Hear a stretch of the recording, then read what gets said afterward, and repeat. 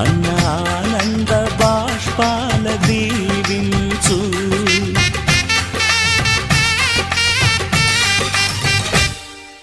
తాజాగా మా ఇంట్లో పెళ్లి బాజాలే మోగేరు, కొత్త యువరాణి రానుంది ఈ అంతఃపురం ఏలగా, అంతా సంతోషంలో తేలగా ఈ అంతఃపురం